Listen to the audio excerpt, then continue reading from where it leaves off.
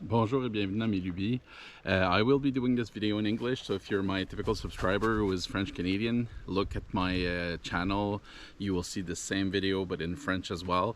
So I'll try to cover the same points that I'm doing, and moving forward, when I do equipment overviews or reviews, I'll try to do them in both French and English, just to be able to touch more people. And you know, if people have questions on the equipment, then it's a bit more far-reaching when it's both in both languages. I insist on doing them in French because we have very little French content in Quebec, so that's something I will for sure keep doing. So today I received my TFXL mulcher from OSMA, distributed by Ferntree in Canada. Thanks Helmut again for taking care of all that, and thanks for GLT for setting it up for me. I had just to back up a bit on the story. If you haven't seen that video, I have a TFK video that I did a while back, just kind of doing an overview of the equipment and what it's about. If you haven't looked at it, I'll put a link in the description, so look it up. Basically, I had the demo unit, the TFK. I received the TFXL today. I'll show you, and I'll just go over some of the obvious differences that I've you know, just noticed. I haven't used it yet. It's brand new out of the box. Just really quickly, one of the big differences, there's no hydraulic gate. So that's something that for the USA version, there is no gate on this one.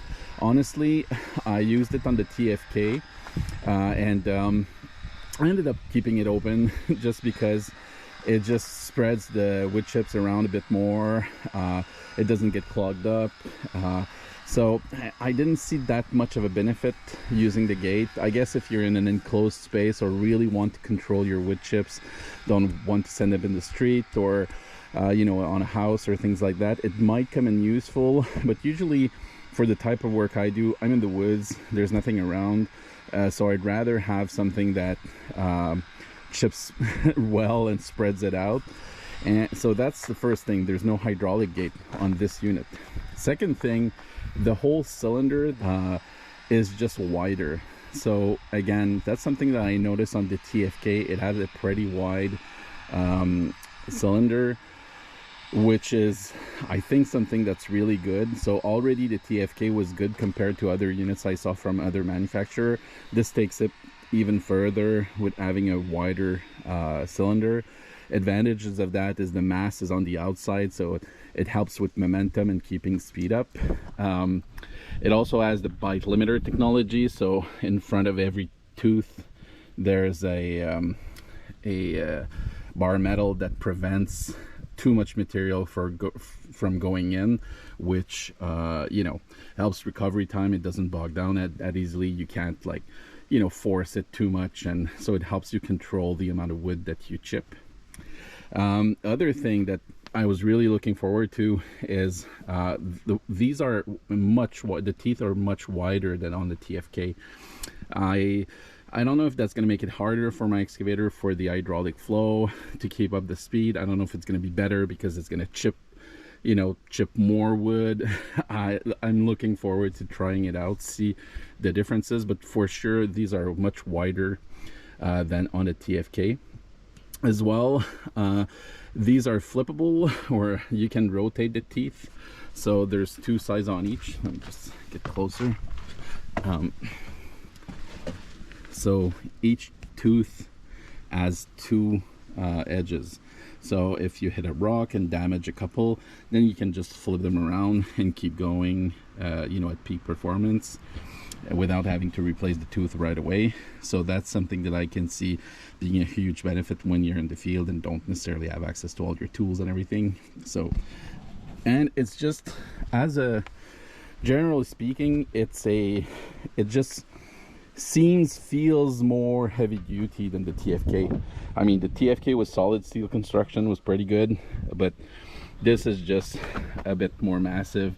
The welds are just thicker, the steel seems thicker, so, and it's a slightly more narrow construction as well. It's still on the wide side compared to other manufacturers, which is something I commented on in the other video. So, and I like that because I gain a little bit of height with my small excavator. So it's still there, but I lose a couple of inches.